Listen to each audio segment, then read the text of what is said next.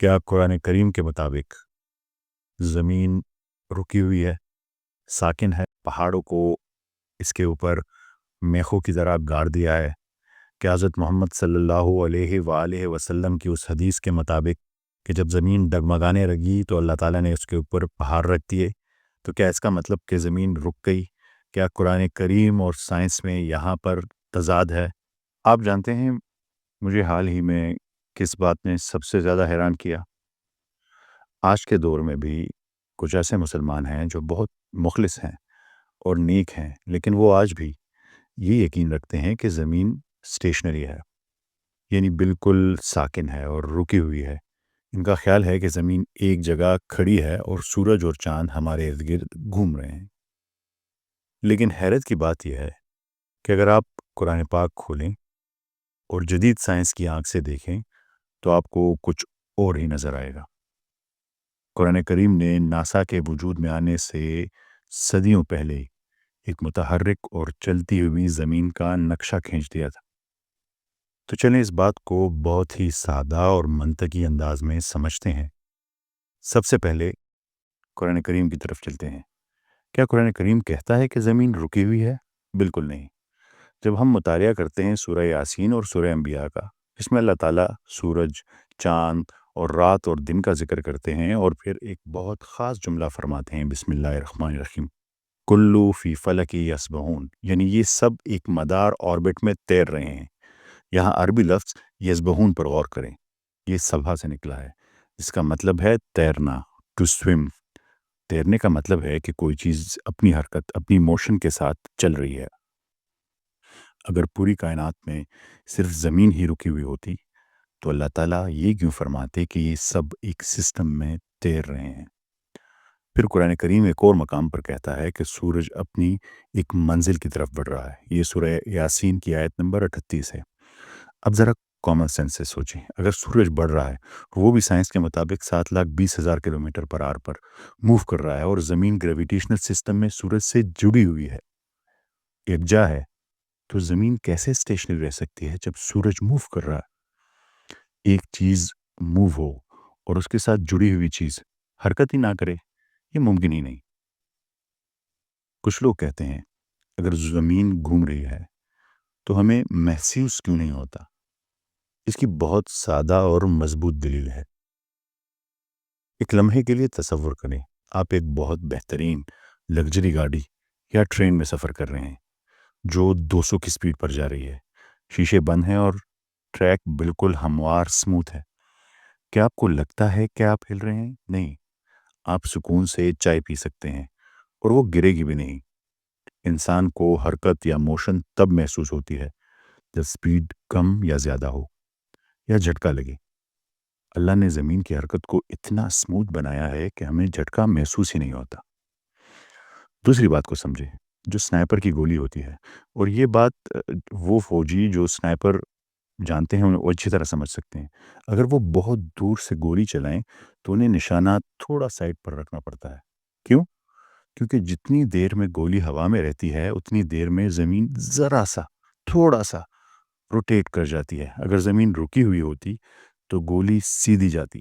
بہت ماہر سنائپرز اور توپ خانہ یعنی آرٹلری والے لوگ ایک چیز کا حساب رکھتے ہیں جسے کہتے ہیں کوریولیس ایفیکٹ۔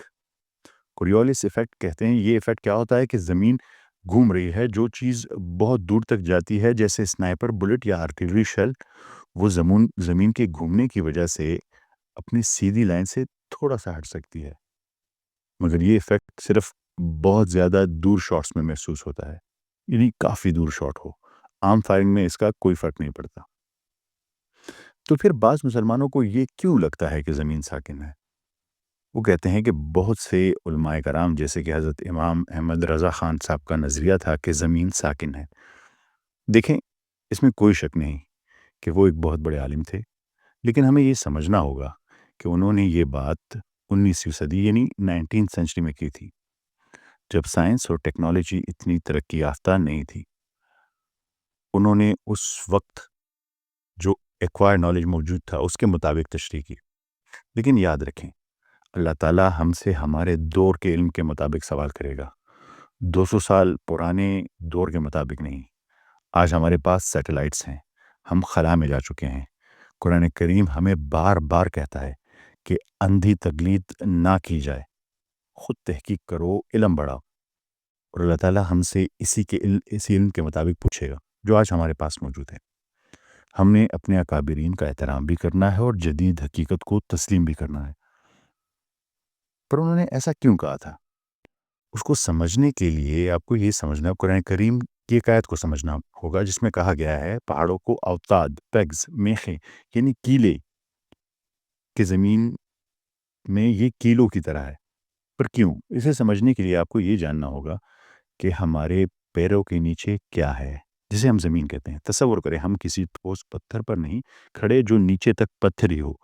زمین کی جو اوپر والی سطح ہے جسے ہم کرسٹ کہتے ہیں وہ بہت پتلی ہے، چند کلومیٹر کی، جیسے سیب کا چھلکا۔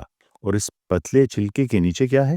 اس کے نیچے پگھلا ہوا پتھر اور دہکتا ہوا لاوا ہے جسے مینٹل کہتے ہیں۔ تو اس کا مطلب یہ ہے کہ ہم جس زمین پر کھڑے ہیں وہ اصل میں لاوے کے اوپر تیر رہی ہے۔ ایک سوئمنگ پول کا تصور کریں جو پانی سے بھرا ہوا ہے۔ اب اس پانی کے اوپر لکڑی کا ایک بڑا سا تختہ رکھیں، ووڈن بورڈ رکھیں۔ اگر آپ اس تختے کے اوپر ایک کونے پر پیر رکھیں گے تو کیا ہوگا؟ وہ تختہ ڈگمگائے گا، ووبل کرے گا، ایک طرف جھک جائے گا، کیونکہ وہ لیکوڈ فارم پر تیر رہا ہے۔ زمین کی کرسٹ بھی بالکل اسی طرح لاوے میگما کے اوپر ڈگمگانا اور پھسلنا چاہتی ہے۔ تب آپ پانی پر تیرتی ہوئی اس لکڑی کے تختے کو کیسے روکیں گے، کیسے سٹیبلائز کریں گے؟ آپ کو ایک بھاری کیل یا ایک لمبا ڈنڈا اس کے اندر، اس کے تختے کے بیچ سے گزار کر نیچے گہرائی میں گاڑنا ہوگا، تب وہ تختہ اپنی جگہ پر جم جائے گا۔ یہی کام پہاڑ کرتے ہیں۔ آج جیولوجی ہمیں بتاتی ہے کہ پہاڑ صرف زمین کے اوپر نہیں رکھے ہوئے۔ جتنا بڑا پہاڑ آپ کو اوپر نظر آتا ہے اس کی جڑیں اس سے 10 سے 15 گنا زیادہ گہرائی میں نیچے مینٹل کے اندر دبی ہوئی ہیں۔ جیسے اگر پہاڑ 8 کلومیٹر اونچا آپ کو نظر آ رہا ہے تو اندر اس کی روٹ 80 یا 100 کلومیٹر تک جا سکتی ہیں۔ یہ بات انسانوں کو 7ویں صدی میں تو کیا 17ویں صدی میں بھی معلوم نہیں تھی۔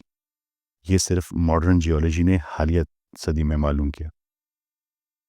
یہ گہری جڑیں بالکل ان کیلو، پیگز، اوتاد کی طرح کام کرتی ہے جسے قرآن شریف نے بیان کیا۔ یہ زمین کی پلیٹس، ٹیکٹونک پلیٹس کو نیچے گاڑ کر رکھتی ہیں تاکہ وہ لاوے کے اوپر بری طرح پھسلے نہیں اور زلزلے نہ آئیں۔ تو قرآن نے بالکل صحیح لفظ استعمال کیا پہاڑ کے لیے، پیگز، کیلیں۔ یہاں وہ مشہور حدیث آتی ہے جسے لوگ غلط سمجھتے ہیں۔ نبی کریم صلی اللہ علیہ وآلہ وسلم نے فرمایا، جب اللہ نے زمین کو پیدا کیا تو وہ ہلنے لگی، ڈگمگانے لگی، پھر اللہ نے اس پر پہاڑ رکھ دی اور وہ ٹھہر گئی۔ لوگ سمجھتے ہیں کہ اس کا مطلب ہے کہ زمین نے گھومنا بند کر دیا۔ نہیں، یہ غلط فہمی ہے۔ فرق سمجھے، کسی چیز کے گھومنے یعنی آربٹ میں رہنے یا ٹریول میں اور لرزنے، شیکنگ یا وائبریشن، ڈگمگانے میں فرق ہوتا ہے۔ اپنی گاڑی کی مثال لیں۔ اگر آپ کی گاڑی کے ٹائروں کا بیلنس آؤٹ ہو جائے تو گاڑی بری طرح کانپتی ہے، وائبریٹ کرتی ہے۔ آپ مکینک کے پاس جاتے ہیں، وہ ٹائر پر چھوٹے چھوٹے وزن ویٹس لگا دیتا ہے جسے ہم وہیل بیلنسنگ کہتے ہیں۔ اس کے بعد گاڑی کا کانپنا، شیکنگ ختم ہو جاتا ہے۔ مگر کیا گاڑی چلنا بند کر دیتی ہے؟ نہیں، گاڑی ابھی بھی 100 کی سپیڈ پر چل رہی ہے۔ پہاڑوں نے زمین کی ابتدائی تھرتھراہٹ، شیکنگ کو ختم کیا تاکہ ہم سکون سے رہ سکیں۔ انہوں نے زمین کو سورج کے گرد گھومنے سے نہیں روکا۔ تو خلاصہ یہ ہے، قرآن بتاتا ہے کہ ہر چیز تیر رہی ہے۔ ہماری عقل اور سائنس بتاتی ہے کہ زمین گھوم رہی ہے، اور جیولوجی بتاتی ہے کہ پہاڑ ان کیلوں کی طرح ہیں جو لاوے پر تیرتی ہوئی زمین کو مستحکم یا سٹیبلائز کرتے ہیں۔ اللہ تعالیٰ نے قرآن کریم میں کوئی غلطی نہیں کی۔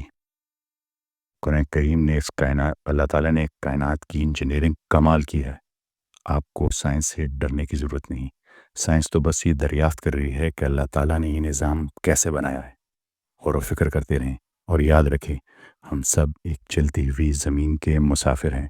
آپ سب کی سماعتوں کا بہت شکریہ۔ ملتے ہیں اگلی قسط میں۔ اللہ حافظ۔